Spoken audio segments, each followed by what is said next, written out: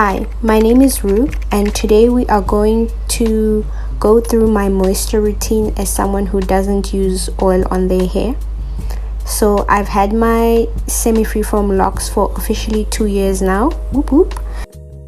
I have generally stayed away from oils because I concluded that this is a permanent solution to lint buildup, a topic which I discussed in my previous video. So in this video, I'm just going to go in depth about what is my alternative, because a lot of people associate the usage of oil in their hair with moisture, while from my personal experience, water is what essentially moisturizes hair and not necessarily the usage of oils. Before starting my moisture treatment, I usually separate my locks because I'm going to be putting a lot of water in it, and water means that once it dries, my hair is going to shrink up and merge. So I like to make sure that all my locks are separated, and in this clip I had also done a soft retwist, which I demonstrated in a previous video.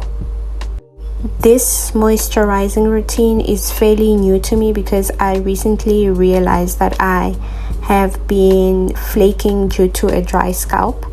In general, I have relatively dry skin, so this has also extended to my scalp, and I decided to figure out something that would moisturize specifically my scalp. My moisturizing routine for my semi-freeform locks is essentially a pre-poo, and my base ingredient for this is fenugreek. Fenugreek is an ayurvedic herb, and there are limited studies on this, but it is said to influence the anagen phase of hair, which is essentially when your hair grows. But take this with a grain of salt, because the study that was done on fenugreek only included 4 people, so it's not concrete proof that it works. But I do use fenugreek because I feel like it goes a long way conditioning my hair. My hair feels softer after I use it, so it has conditioning properties that I feel like are evident just from touching my hair.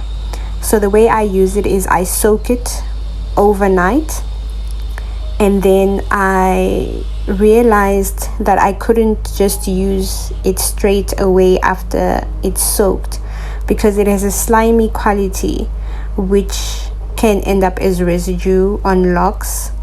But when I had loose hair, I could just use it straight away in its almost slimy state. But now I dilute the water that comes out of the fenugreek with more water so that I get a more liquidy substance.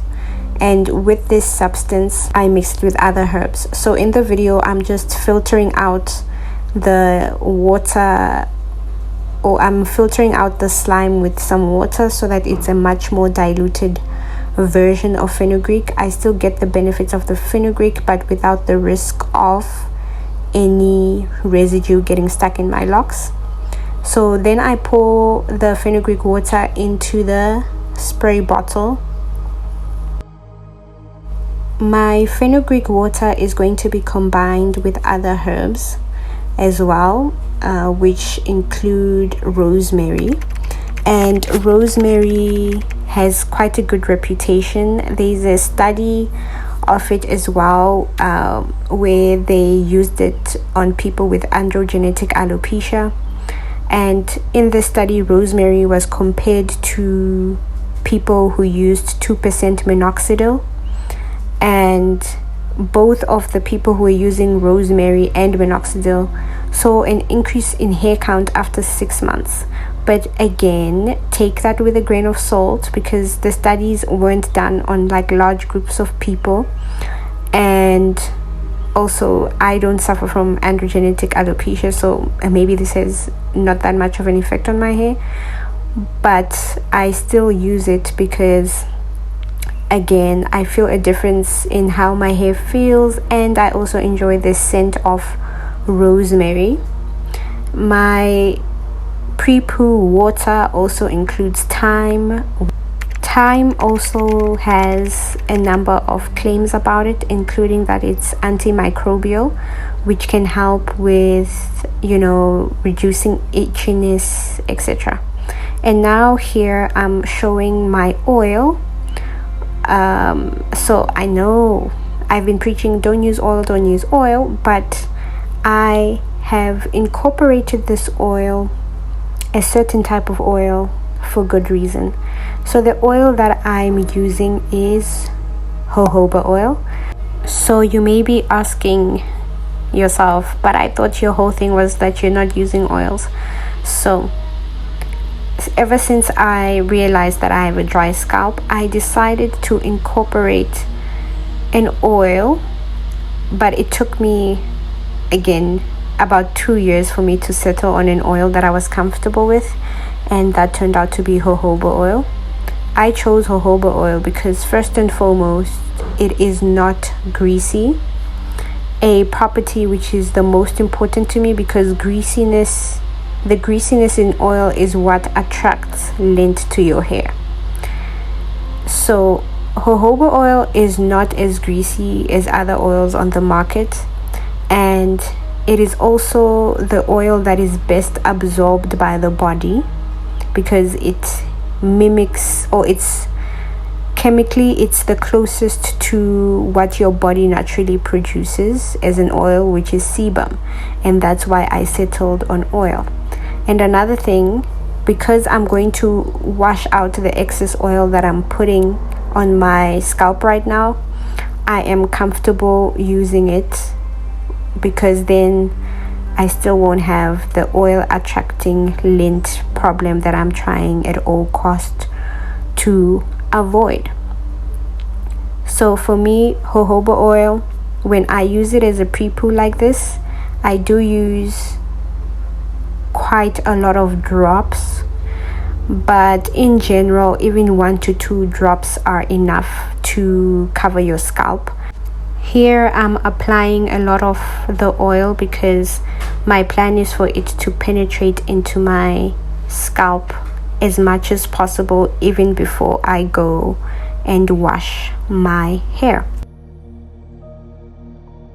So I will base my entire scalp with jojoba oil. In this case, you can even warm the oil so that it has a better time absorbing into the scalp. In terms of method of application, in this video I should have actually sectioned my hair off, which I've been doing since filming. I just forgot to do it in this video, but definitely section off, because the idea is when you are working in sections, before applying the oil, you need to go through each section and remove any lint or any surface particles that may already be in the hair prior to washing. And I'd already done that in the video off camera before I started the whole routine. That is important because since you're going to wash your hair and it's about to get wet, you don't want any other things that were in the environment to further settle into the hair.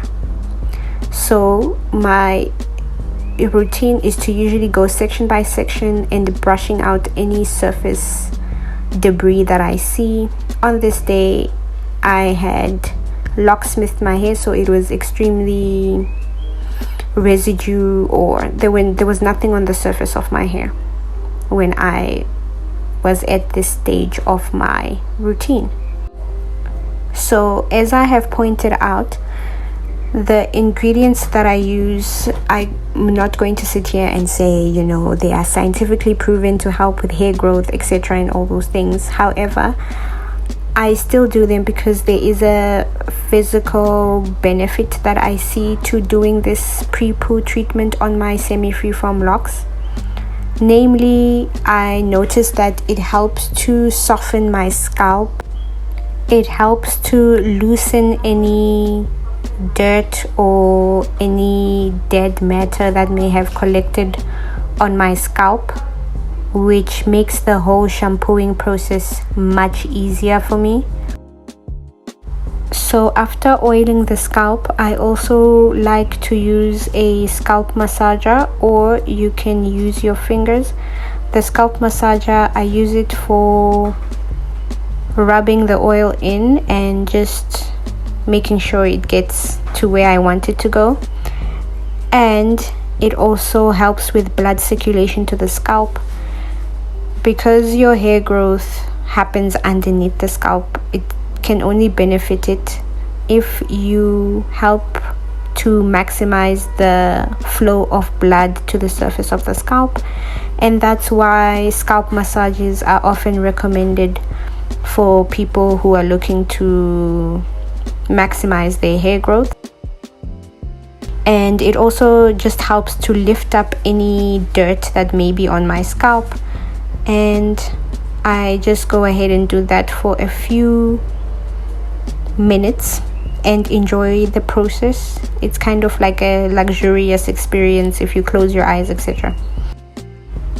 Now, a lot of people are obsessed with the idea of oils being the key to moisture, but the reality is that there's absolutely nothing moisturizing about oils. The only thing that is moisture is water. So a big part of my moisturizing routine is going to be the fenugreek water. I will essentially spray this all over my hair, including the scalp where I just applied the oil. The logic being that it's simply just going to make everything even softer. As I explained, the fenugreek has conditioning properties. It is important to note that I did not put any jojoba oil on the actual length of my locks, and that is because I knew I was going to spray my fenugreek water.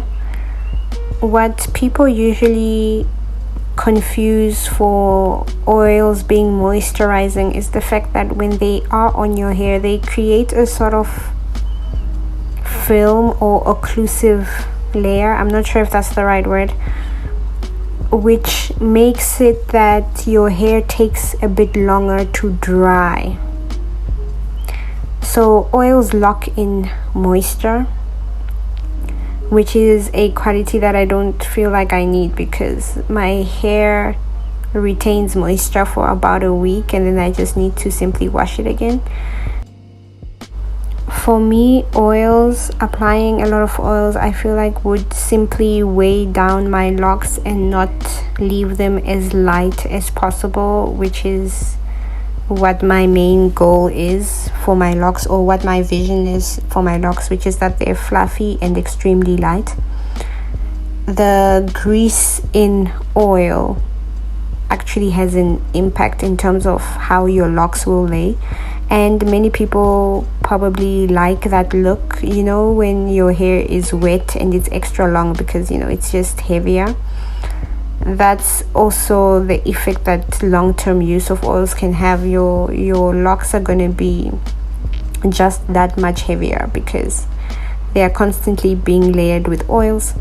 Many people posit that they simply wash their hair as thoroughly as possible each and every time to get rid of the oils, but I just find that in the long term it's much easier to just prevent any heaviness at all, so that my wash day is as easy as possible when the time comes.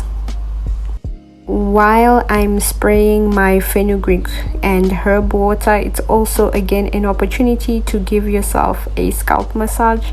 Again, this should be done in sections. I simply didn't in this video, but usually I will do it in sections with about 4 hair ties, and it is an opportunity to essentially bond with your hair and take note of any thing that maybe I miss with your locks because you're touching every single one of them.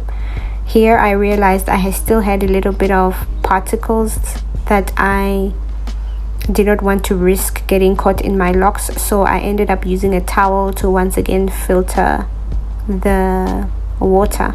That is also the other thing when using things like herbs or anything that has granular particles like the fenugreek. You want to make sure that none of it gets in your hair, especially if you have locks, because once something is inside locks, it will not come out. So that is something to keep in mind. Even with using the same stuff you were using when you were a loose natural, you need to be really careful. For example, I used to use aloe vera, and that has a gel-like consistency, but in my first year it was actually one of the things that caused a bit of build-up for me, because those little flakes, they would simply get caught in my locks and then it would just be a nightmare. So be extremely mindful of what is going into the actual strands of the locks, because once it goes in, it is not coming out. After all the spraying and adding a bit more oil, I put a plastic bag over my head. This is a type of steaming method if you don't have a steamer, because the heat from your head is actually going to release into the plastic and give your head a warm environment for all the things you put to sort of penetrate into the scalp. For me, in this case, it is the jojoba oil that I'm interested in penetrating into my scalp. So yeah, I just used a good old plastic bag and tied it up with a hair tie, and I let this marinate for about 30 minutes. A few moments later. To me, this technique is as good as sitting underneath a steamer, or it's almost like the oil that you put on your head is going to get heat up so that it just has a better time going into the place that it needs to be in. 30 minutes later, I came back and I quickly hopped into the shower to do my complete wash day, which was in a previous video. My routine for that has not changed. So here my hair is no longer dripping from the pre-poo or fenugreek water, because it is all absorbed and my hair is incredibly damp at this section. The effect of my moisturizing routine after I shampoo is that it feels soft and moisturized as opposed to feeling stripped. And I also put 2 drops of jojoba oil all over my scalp, not on my actual locks, like the length of them, because again, we do not want lint in as much as jojoba oil is grease free. And that is how I moisturize without using oils.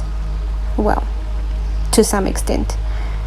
Please like and subscribe. I hope to see you next time. Bye.